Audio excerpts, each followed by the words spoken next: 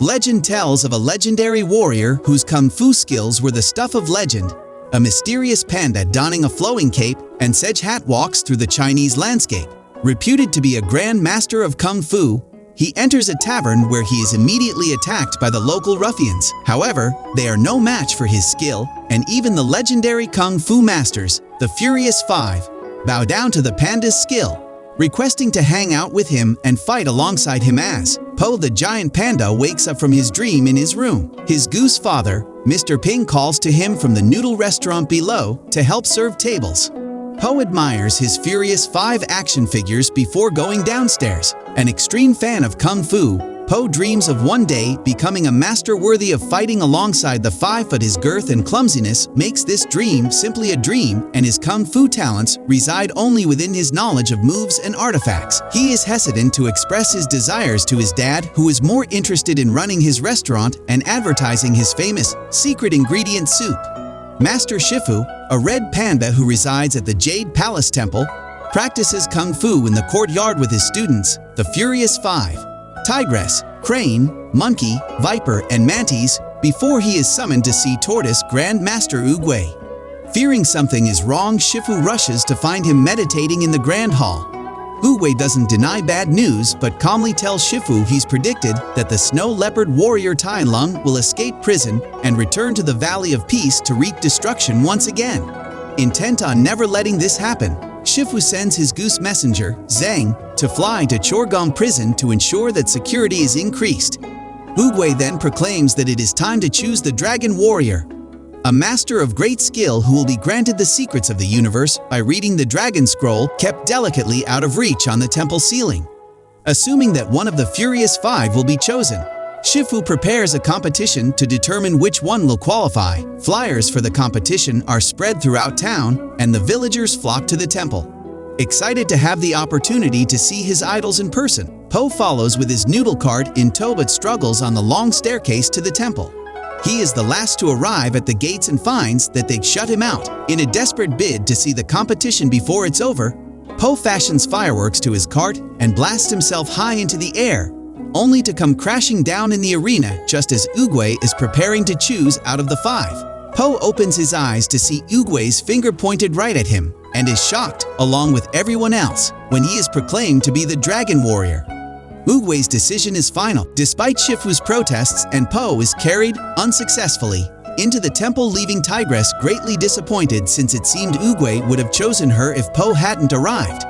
Inside the temple, Po examines with awe the many weaponry and valuable artifacts before Shifu approaches him and berates him for his obvious lack of skill. Shifu promises that Po will regret ever being chosen before taking him to the Five's training room, where Po is promptly put to the test. Nervous, but excited to try some kung fu moves, Po accepts the challenge but is hurdled, flung, and beaten down to a now existing level 0 on the way to the dormitories. Po overhears the five poke fun at his incompetence. He has an awkward conversation with Crane, opening up to his own doubts of being the Dragon Warrior. Tigress assures his doubts, calling him a disgrace to kung fu, and tells him that, if he is wise, he will leave by morning.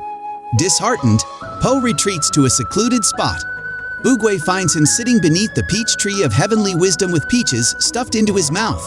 Oogway tells Po that he worries too much about what was or what could be. He should instead focus on the present moment rather than doubting himself. Po rises the next morning before anyone else and announces that he will stay to train. However, the five become impressed by Po's fortitude and eventually start to warm up to him, with the exception of Tigress. Tigress explains that Tai Lung himself was the reason for Shifu's shift in personality. Having found him as a newborn on the steps of the temple, Shifu raised Tai Lung as his own and began to hope that he was the fabled Dragon Warrior when the cub displayed a natural talent in kung fu. However, when the time came to stand before Oogway, the Grand Master sensed darkness in Tai Lung and denied him the honor of receiving the Dragon Scroll. Enraged, Tai Lung went on a rampage through the village and attempted to take the scroll by force. Caring for him too much, Shifu was unable to fight Tai Lung, and Oogway was forced to defeat him by blocking his chai. Tigress then says that Shifu never cared for anything or anyone since, not even her, his own foster daughter. Tai Lung escapes the prison in an explosive display of his fierce kung fu abilities and grabs Zhang, instructing him to fly back to Shifu to announce that the real dragon warrior is coming home. It's not working for you? I thought they were pretty good. It's Shifu! Of course it's Shifu. What do you... Ooh. Master Shifu!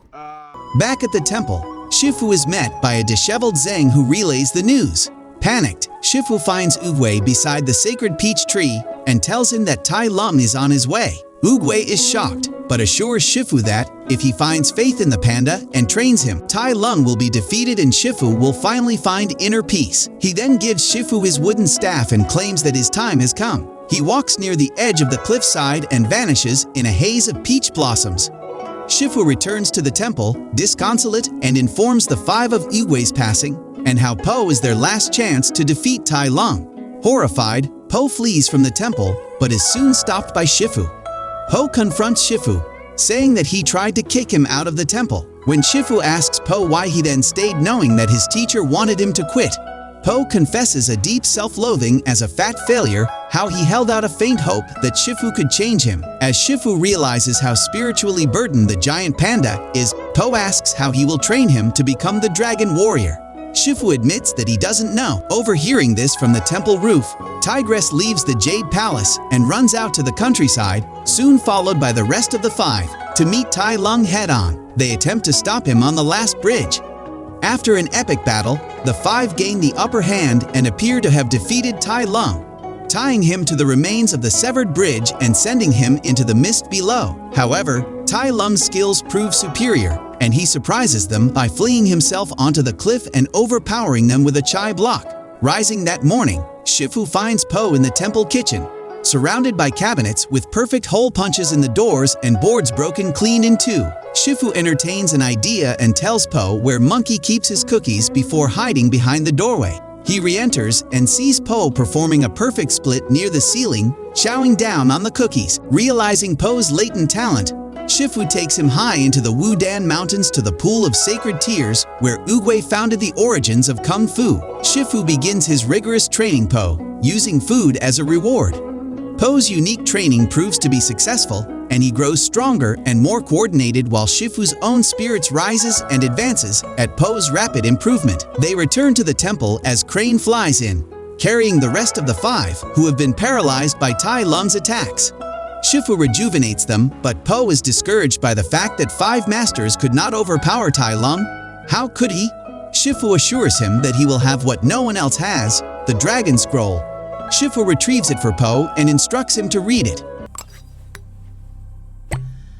Thank you. But Po exclaims in surprise to find nothing but a blank. No, I am forbidden to look upon. Terribly disappointed, Shifu relents to have the five evacuate the village while he remains at the temple to hold Tai Lung off. The five reluctantly agree and Po returns to his father, who is packing up the noodle shop. Ping tries to console Po, but Po admits that he's not sure of who he is and can't believe he's Ping's son. Taken aback, Ping whispers to Po something he should have told him long ago: the secret ingredient to his famous secret ingredient soup. The secret is nothing. He explains that something becomes special if people truly believe that it is. Po opens the scroll to see his reflection on its glazed surface and realizes the secret before turning back to the temple. Shifu waits at the top of the steps until Tai Lung arrives. Tai Lung demands his birthright to have the scroll and blames Shifu for planting dreams in his head of what he thought was his destiny and not standing up to Oogway when the turtle disagreed. In the battle, he is stopped from dealing a deadly blow to Shifu by Po, who appears exhausted at the doorway of the temple. Tai Lung nonetheless attacks Po when he reveals the dragon scroll in hand. Their battle takes them into the village, each one vying for possession of the scroll. Tai Lung finally wins the scroll and triumphantly opens it for the supposed power within. However, upon seeing the golden reflection within, he completely fails to understand its symbolic meaning. When Po rises to explain it, Tai Lung refuses to accept the panda's words or the fact that everything the snow leopard has betrayed and sacrificed in his eyes has been for apparently nothing. Now consumed with such enraged despair, Tai Lung attacks Po again, but without discipline or real purpose behind it. Using ingenuity and his rebounding stomach, Po manages to render Tai Lung helpless.